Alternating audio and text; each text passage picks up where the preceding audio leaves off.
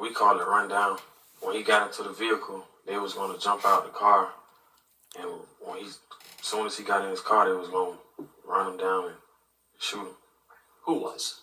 Scotty and Queso. So both Leroy Whitaker and Hakeem Robinson? Yes, sir. Did you all have to wait a long time for Charles McCormick to come out of his apartment that morning? Yes, sir. It was ours. While you were waiting for Charles McCormick to come out, did anything happen? I ain't say nothing, but y'all know what's going on. Pot full. You know what I'm saying? He's snitching. He That's telling not everything. his initial plan. Telling everything. Christopher Brown pulled up his baby mother's car. Did that upset everybody? Yes, sir. He was messing everything up. I tried to go physically tell him, like, get from around. And what happened when y'all were doing that? McCormick came out. Well, I kind of like U-turned behind him just to get a good view of him. Did Charles McCormick make it to his vehicle? Yes, sir. We followed him Eventually, where did Charles McCormick make it? to a temp agency. Do you know or remember where in that plaza you parked? On the side of the building. Now, when you got to that complex, the shopping plaza, were you concerned about anything? Police. But they always at Publix. They are always at a Publix, though. Dominique Barner continues on with his testimony and says that while the three of them are waiting on Charles McCormick to come out of the staffing agency, Hakeem Robinson called one of McCormick's friends to tell him that he just caught one of his friends slipping. He was telling them that one of his homeboys was slipping. He was finna get killed or relocated in front of the temp agency. Dang. Getting closer. So he called the dude he unalive. He called his friend to tell him, yeah, your boy out here slipping. One of your men out here slipping. Yeah, you about to, you know what I'm saying? That's wicked. That's wicked. That's wicked. Hey, that's wicked. It was like, that's I'm wicked. finna use this. I said, no, you're not. So what happened when Charles McCormick came out? Well, Hakeem jumped out of the car. Was that the plan? No, sir. All right. How was that different from what the plan was? Well, I came up with a plan of getting closer to his car so when he get in the car, he could jump out of the passenger seat and shoot him as soon as he got in his vehicle.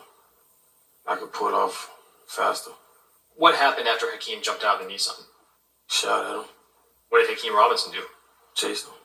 Killed him. Did you see that? No. Where did they go? On the side of the building. I went and picked him up. I pulled off. Went to towards the front entrance of the shopping plaza. Dang, he ran him down, stood over him. Time to go. Did your car crash? Yes, sir. Nissan Altima. Right. Is that the one that you, Hakeem Robinson, and Leroy Whitaker are all in? Yes, sir. What happened after you crashed? We all jumped out the car. When Hakeem got out, what did he do?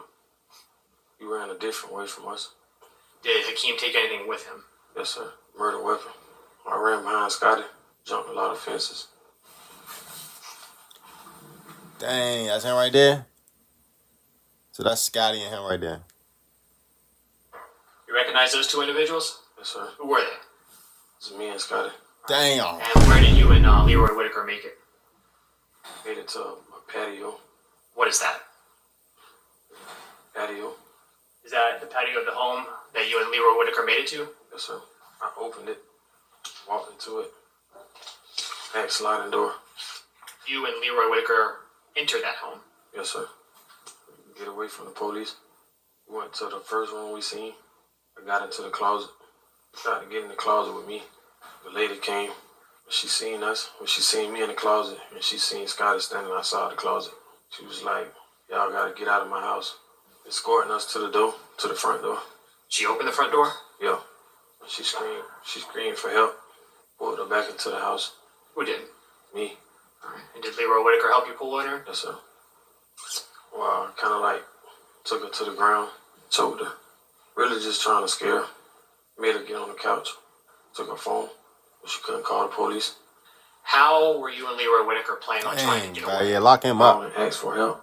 Who was calling for help? That's my mama, shawty. That's my mama. Oh, you can't put down, boy. You can't put down, boy. Got it. Well, Say. The first person he called was Kareem. You calling by else? Getting put down, boy. Blue is the nickname for Abdul Robinson Sr., a.k.a. Hakeem Robinson's father. Did someone eventually show up? Blue. And what was Blue, Abdul Robinson Sr. driving? Challenger. Orange is red. Did both both you and Leroy Whitaker leave the home and get into that car. Yes, sir. Did you tell Abdul Robinson Sr. about what happened? Yes, sir. Where did Abdul Robinson Sr. take you? Took me to Zay house. Xavier Floyd, Is he a friend a friend of who? of Blue. We switched from the Challenger to Impala. We went to Blue House in Ocean Way. Do you see anyone else? Did anybody show up? Abdul and Hakeem showed up. Did you ask Hakeem Robinson anything about what happened? Yeah, I asked him like where he ran to. Told me he made it to some apartments. Do you know what happened to the firearm? He told me he threw it in the creek. Do you know how he got away from the apartment complex that he made it to? That Natalie came and got him. While you were still at Abdul Robinson Dang, Senior's bro, he home, telling did everything. you see anything or hear anything that kind of spooked you a little bit? Yeah, we watched the news. Seen the video of me and Scotty jumping the gate. Dominique Barner testifies that he eventually left Abdul Robinson Sr.'s house and went to his house. Later that evening, he and his girlfriend leave their apartment, and when they do, they get pulled over and arrested. That evening, January 15, 2020, did you and Janera leave your apartment? Yes, sir. And while y'all had left your apartment, did you get pulled over? Yes, sir. And is that when you were detained? Yes, sir. And were you taken to the police station? Yes, sir. And that's his story. Ooh, child. Dang. So first up for cross-examination is Leroy Whitaker, aka Scotty's defense attorney. And she focuses on the age gap between Dominique Barner and his friend group. And so at this time, I'll call upon the no. attorney for Mr. Whitaker for cross-examination. So we understand you are currently 31 years old, correct, sir? Yes, ma'am. And you have a child that's 15 or 16 now. She's 16. Now, what that got to do with the case? Back on January 15th of 2020, you would have been 26 years old, correct? Yes, ma'am. Okay. On that same day, Leroy Whitaker was barely 19 years old, right? Right. Okay. And Hakeem Robinson was 21 years old, right? Right. And the closest one to your age would have been Abdul Jr., who was 23 years old, correct? You wouldn't have been 23. How old do you think he was? Yeah, you're younger than me, so You think he was 25? I don't think I know. Okay. And the first time you ever Nah, he even gonna know. met I'm not Leroy gonna lie. Whitaker, He you were gonna know. 23, correct? Yes, ma'am. Okay. And Leroy was still in high school, right? Right. Correct. The attorney then moves on to what exactly was going on around the time that Dominique Barner accepted his plea deal Now, and look at goes Leroy. into He what did his it. motivation really was. Leroy did it. Fast forward to August of 2020. You had remained in jail, right? Correct. Now, by this time, you've been formally charged with not one, but two full homicides, correct? Correct. And this second homicide dealt with the death of Damon Rothermel. Mr. Rothermel, he ended up being an innocent bystander whom was shot during a drive-by shooting on another target. And the actual target's name was P Money. And you searched P Money out, didn't you? Yes, ma'am. Because you were gonna get paid to kill him. Abdul Robinson Sr., who's also charged in that homicide, right? Yeah. He was the one that was gonna give you the money. Correct.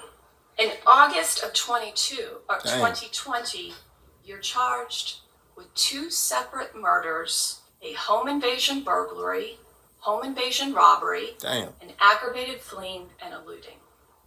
And you knew either one of those murders could get you life imprisonment, He's right? cooked. Right. And more than that, for first degree murder, there's only one sentence. And that is you will spend the rest of your life in prison. Mandatory life. So you knew that both of those murders, if you didn't come to some kind of deal, were going to go to first degree murder, right? Right. So in August of 2020, you decided, I'm going to look out for me, right? Correct. I just know they wanted the truth from me. Okay. That's what I gave them. I just But wanted why? to look out for myself. Okay. My best interest. And it worked out well for you. I mean, you went from staring down to mandatory lives. You got it lowered all the way that you can hope to walk amongst us in 20 years, Damn. right? Correct. And actually much less than that, because you have 5 years credit, right, sir? Correct. So in 15 short years, you can be out and walking amongst us. And you do have a lot of time, right? I mean, you feel in your mind it's justice. You see him smiling though. You see him That you like should get like 20, this because about to take this in your 15. words- My bad. I don't mean to talk over the video, but you see him smiling when she said they like please smiling now. He ain't even tripping no more now. Like she just made him feel a little better. I ain't gonna lie. She just made him feel a little bit better. You've provided justice. And that's why you, in your mind, should get 20 years for the death of two He ain't even fellow tripping no human more. beings. Right? You been in for 5, Well, when you put it 15 like more. that, I'm cool. next the attorney Nah, says for that real, when you Dominique put it like Barner has that, no nah, problem for real. lying to law enforcement, state attorneys, under oath, or to anyone, really. And her point is, so why should the jury believe him now? And you've also testified in the Jermaine DeBose case, correct? Correct. And that was an interesting case, and you raised your right hand just like you did today, and swore to tell the truth, the whole truth, and nothing but the truth, right? Yeah. Right. And then you lied. You lied in the Jermaine DeBose Oh, case bro. to make sure that he got out of jail? Yeah, I lied in the deposition. Okay, I you did lied. lie at the hearing. Oh, so you just lied under oath in a deposition. And what was interesting about this lie is this was a lie to help him get out of jail, right? Correct. Not because you liked him, right? Correct. Not because he was your friend, right? Right. You wanted to chase him down, didn't you? Yes, ma'am. Sir, you fully admit Dang. that you have lied Hey, these Jackson, police officers these Florida boys different. to he assistant hel- state attorneys, Oh. right? he helped the dude he was beefing with get out of jail, so he can go finish him himself. Defense attorneys. That's different. Right? Right. You have lied under oath, right? Right. She ends her cross-examination emphasizing that Leroy Whitaker did not take anyone's life on January 15, 2020.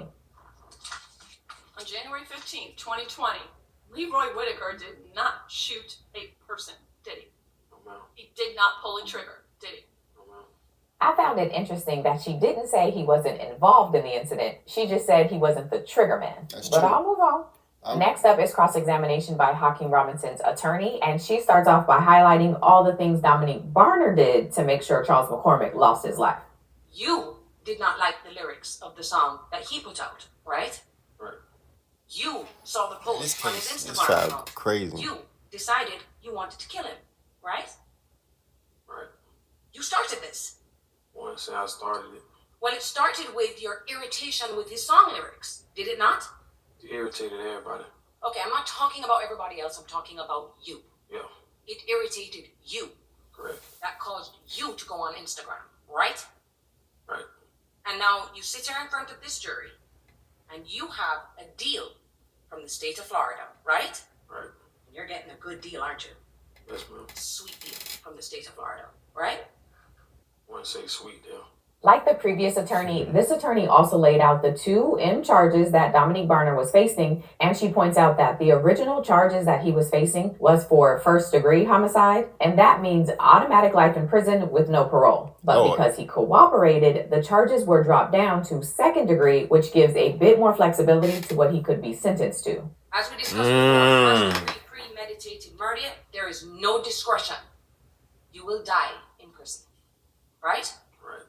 You're not going to leave that prison cell unless it's in a pine box, right? Right. Pine box? In Florida, we don't have parole. Life is life. Dang, you don't got parole? Now, what they did for you in that case is they allowed you not to plead to first degree murder. They reduced the charges for you, right? Right.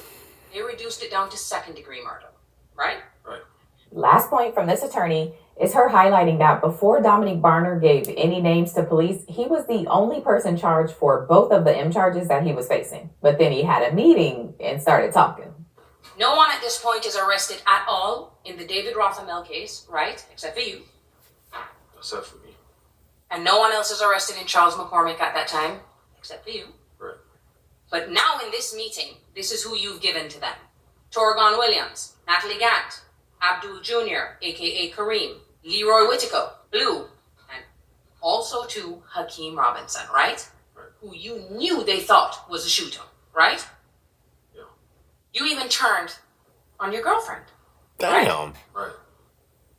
you love Janera? Yeah. Okay. But in that moment, you were okay giving her up for an accessory after the fact to murder. Yeah. Okay. Because you need to help yourself, right? Right. Doesn't matter who it is. Right. All right, that's day 3. Let's see if Daddy comes on day 4. He even gave up his own girlfriend. That is OC. I'm not gonna lie. Yeah, there's no love in the streets. If you in the streets, you a fool. You a fool. I ain't gonna lie. If you been in the streets, you been slow. I always thought it was stupid. But if you still in 2025, yeah, I feel like you're stupider than dumber than dumb. Dumber than dumb. I ain't gonna lie. Like, we gotta be dumber than dumb. But y'all like, comment, subscribe. I hope y'all do this. I hope y'all enjoyed this video. Part 5 is coming soon. This is part 4. I uploaded part 1 yesterday. Part 2 coming down. Part 2 and part 3